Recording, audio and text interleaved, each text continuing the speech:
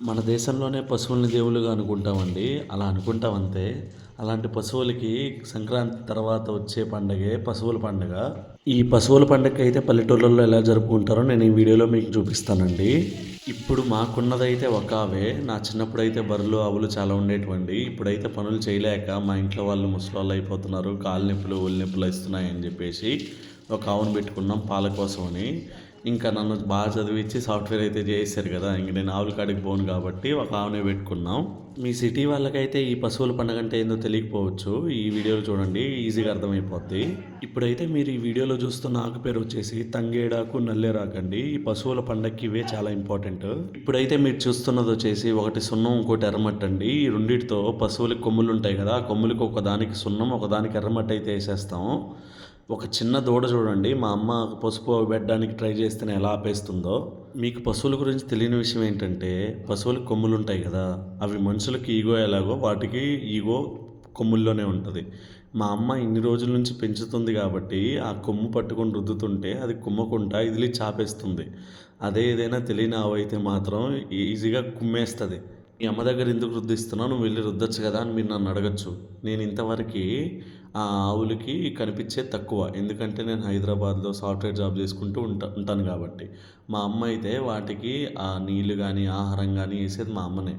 మా అమ్మ వేస్తేనే అట్లా ఉంది సీను. ఇంకా నేను వెళ్ళి వాటికి రుద్దాను అనుకోండి, ఇంకేం లేదు, ఒక్కసారి గుద్దిందంటే ఒక 10 అడుగులు పైకి ఎక్కడమే గాల్లోకి.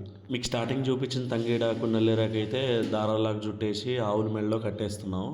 ఇవి ఎందుకు స్పెషల్ అంటే ఆవులు ఈ ఆకునైతే తినేస్తాయండి, కానీ తంగేడిని నల్లేరాకును మాత్రం తినవు. అందుకనే వీటిని ఆవులకైతే అలంకరణ కోసం అయితే కట్టేస్తాం. ఆవులకి, దూడలకి అన్నిటికీ కనుమ పశువుల పండుగ రోజు మాత్రమే. ఓన్లీ పశువులకే కాదండి, ఇంటికి కూడా పెట్టేస్తారు గేటుకి అలా. మా పశువులను అయితే అలంకరించేసినాక వాటిని పసుపు కుంకుమ అయితే పెట్టేస్తుంది మా అమ్మ. ఈ వీడియో చూస్తున్న వాళ్ళకి నేను చెప్పే ఒకే ఒకటి ఏంటంటే, మీకు వీలుంటే ఒక ఆవుని ఒక కోడిని అయితే పెంచుకోండి. మనిషి బతకడానికి ప్రోటీన్ అయితే చాలా ఇంపార్టెంట్. ఇప్పుడు ఆ ప్రోటీన్ని కూడా చాలా కల్తీ చేస్తున్నారు. అందుకనే ఒక ఆవుని ఒక కోడిని పెంచుకున్నారంటే అది కూడా నాటుకోడిని, ఆ గుడ్డు నుంచి వచ్చే ప్రోటీన్ని అలానే ఆవు పాల నుంచి వచ్చే కాల్షియంని చాలా యూజ్ అవుతాయి ఒక మనిషికి. పశువుల పండుగ రోజు అయితే మనం చేసే మెయిన్ థింగ్ ఏంటంటే ఆవు పేడతోనే మనం ఒక దొడ్డినైతే చేస్తామండి. దొడ్డంటే మీకేంటో తెలియదు కదా, ఈ వీడియో చూడండి మీకు క్లియర్గా అర్థమవుతుంది. ఆవు పేడతోనే మనం ఒక దేవుడి గుడిలాగా అయితే కడతామండి. నాకు కూడా ఇది ఎలా కట్టాలో తెలియదండి. నా చిన్నప్పటి నుంచి మా నాన్నే కడుతున్నాడు. అప్పుడప్పుడు నన్ను అడిగేవాడు కానీ నేనైతే పశువుల పండుగ రోజు ఎర్లీ మార్నింగ్ లేసేవాడిని కాదు. అందుకనే మా నాన్న చేతుల మీదగానే కట్టించి మీకు ఈ వీడియోలో అయితే చూపిస్తాను ఎలా ఉంటుంది అనేది.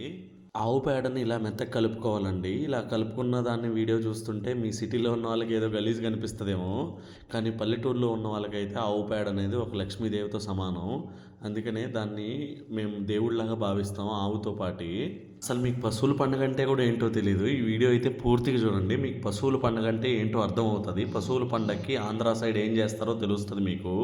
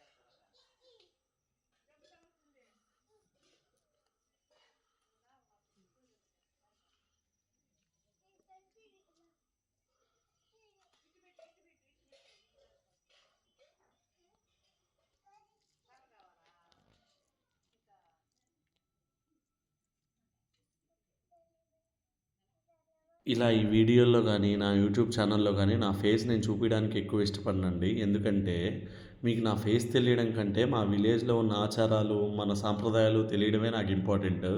అందుకనే నేను ఈ యూట్యూబ్ ఛానల్ అయితే క్రియేట్ చేశాను.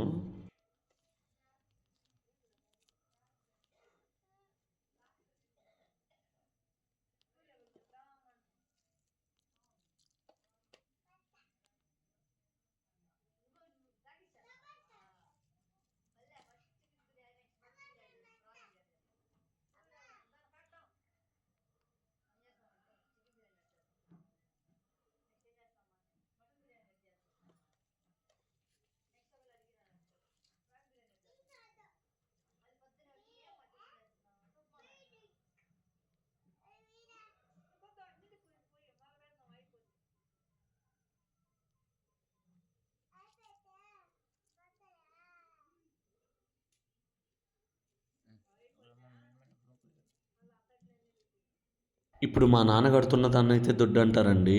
ఇలా కట్టాలని జెప్పేసి మా తాత వాళ్ళ నాన్న నేర్పిచ్చాడు. మా తాత వచ్చేసి మా నాన్నకి నేర్పిచ్చాడు. మా నాన్న నాకు నేర్పిచ్చాడు.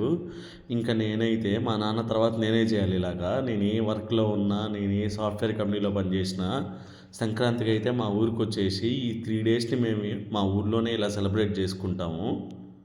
మా నాన్న అయితే దొడ్డి మొత్తం ఏసాడండి. ఇంక మా అమ్మ అయితే దొడ్డి చుట్టూ ముగ్గేస్తుంది.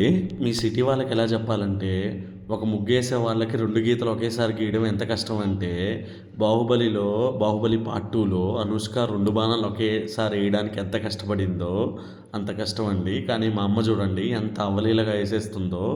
2 గీతల్ని ఒకేసారి ఏసేస్తుంది. అది గూడా ఒక్క దగ్గర కూడా డ్రాప్ అవ్వట్లేదు. మొత్తం గీత ఒకేసారి పడిపోతుంది 2 గీతలు. ఈ పని చేసి మా అమ్మకొకటే కాదండి. మా పల్లెటూర్లలో బతికే ప్రతి ఒక్క మహిళకి ఇది చాలా సులువైన విషయమే. మీకంటే ఇప్పుడు ముగ్గుల మధ్యలో ఎయడానికి రకరకాల రంగులైతే వచ్చాయండి. కానీ అప్పటి కాలంలో అయితే రంగులు ఉండేటివి కాదు. అందుకనే ముగ్గు మొత్తం ఏసేసాక ఎర్రమట్టినైతే యూజ్ చేసేవాళ్ళండి ముగ్గు మధ్యలో వేయడానికి. ఇప్పుడు గూడా మనం ఈ పశువుల పండగకైతే ఆ ఎర్రమట్టినే యూజ్ చేస్తాం. ఇలా ముగ్గేయటం అయితే అయిపోయినాక మనం కట్టుకున్న గుడికైతే పసుపు, కుంకుమ అయితే పెట్టేస్తుంది మా అమ్మ.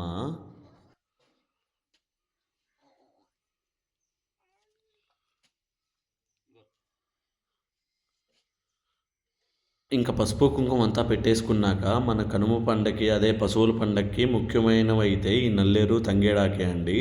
ఈ తంగేడాకు, నల్లేరుతో అయితే మనం కట్టుకున్న దొడ్డికైతే మనం అలంకరించేసుకుంటాం.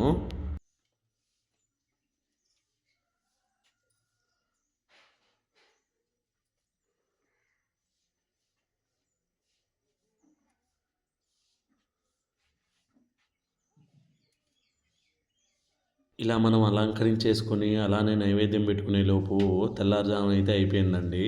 సూర్యుడు కూడా బయటకొచ్చేసాడు. ఇంక మనం 6 అయిపోయింది కాబట్టి, మనం కట్టుకున్న దొడ్డికైతే మనం దండం పెట్టేసుకొని, టెంకాయ కొట్టేసుకుంటున్నాం.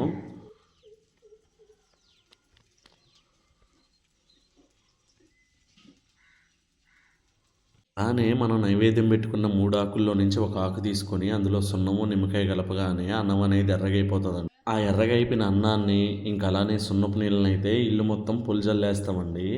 ఇలా చల్లేస్తే మన ఇంట్లో ఎటువంటి దుష్టశక్తి అనేది రాదు అనేది మన ఊర్లో నమ్ముతారండి. మన పల్లెటూర్లలో. అందుకనే ఇలా చేస్తాం. పశువుల పండుగ అయితే మా పల్లెటూర్లలో ఇలా చేసుకుంటామండి.